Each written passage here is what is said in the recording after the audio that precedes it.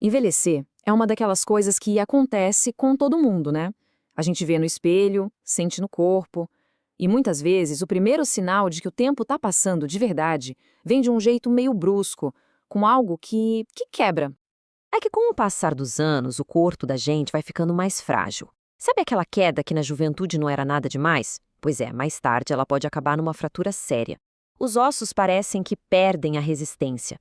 Um lembrete bem físico de que a gente está ficando mais vulnerável. E essa fragilidade toda tem um nome bem conhecido, osteoporose. É uma das marcas do envelhecimento.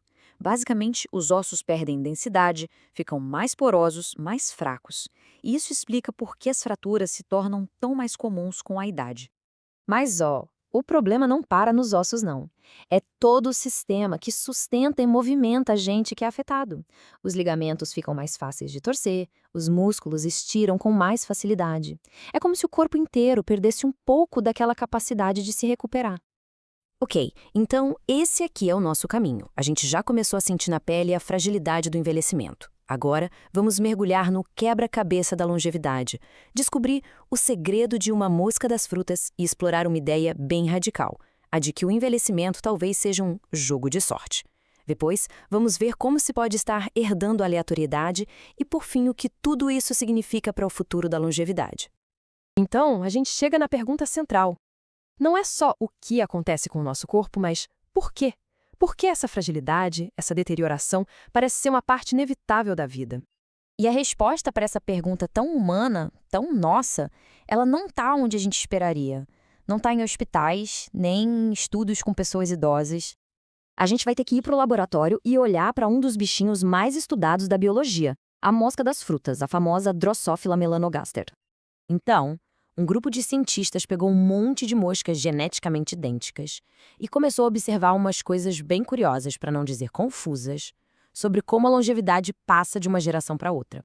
Primeiro, o que eles notaram?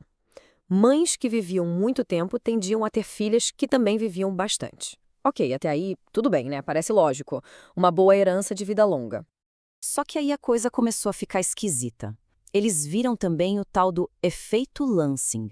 As filhas que nasciam de mães mais velhas acabavam vivendo menos. Ué, peraí, isso não contradiz a primeira descoberta? Como pode? E para botar mais uma peça nesse quebra-cabeça, eles perceberam uma troca aparente. As moscas que viviam mais tempo pareciam ter menos filhotes ao longo da vida. Como os próprios pesquisadores escreveram, parecia que existia um custo para viver mais. Essa ideia de uma troca, um trade-off, entre reprodução e longevidade é tipo um pilar da biologia evolutiva. Mas, e se não for bem assim? Para tentar explicar essa confusão toda, esses resultados que pareciam não fazer sentido juntos, os cientistas propuseram um modelo que, olha, vira a nossa ideia de envelhecimento de cabeça para baixo. A ideia central é essa. E se o envelhecimento não for um declínio programado, um script que nosso corpo segue à risca, mas sim o resultado de falhas que acontecem ao acaso, na sorte, ao longo do tempo? O mais interessante dessa teoria é como ela é simples. Pensa no corpo como uma máquina super complexa, cheia de sistemas de backup, de peças extras.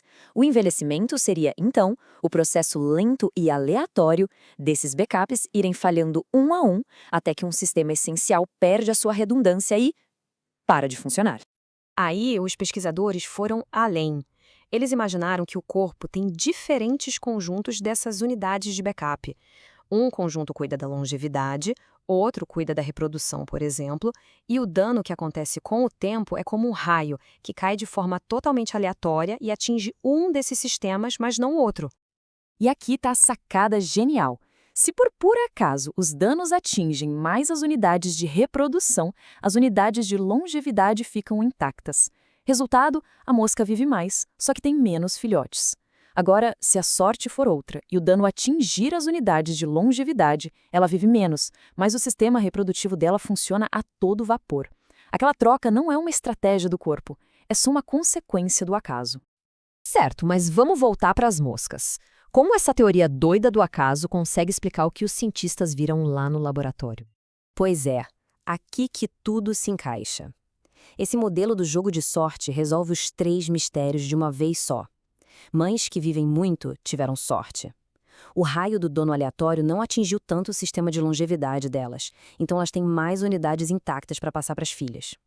O efeito Lansing acontece porque uma mãe mais velha já acumulou mais danos ao longo da vida, então ela tem menos unidades boas para herdar. E a famosa troca, pura ilusão estatística, criada por esses danos aleatórios. Ok, isso é muito legal para as moscas. Mas e para a gente? Para os seres humanos? O que isso muda na nossa busca por uma vida mais longa e com mais saúde? A maior consequência disso é simplesmente revolucionária. Aquela ideia de que para viver mais é preciso sacrificar alguma outra coisa, tipo a fertilidade, pode estar completamente errada. Essa troca talvez não seja uma lei da biologia, mas sim um fantasma, uma ilusão criada pela aleatoriedade ou como os cientistas chamam, estocasticidade. Isso abre uma porta incrível para a medicina. Se não existe uma troca obrigatória, talvez seja possível desenvolver tratamentos para retardar o envelhecimento sem ter que se preocupar com efeitos colaterais terríveis em outras partes do corpo.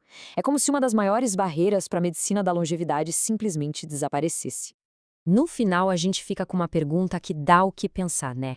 Começamos falando de ossos quebrados e chegamos à conclusão de que uma das regras fundamentais do envelhecimento pode ser só um truque da sorte. Isso faz a gente se perguntar quantas outras certezas que a gente tem sobre a biologia são, na verdade, só o resultado de um grande jogo cósmico de acaso.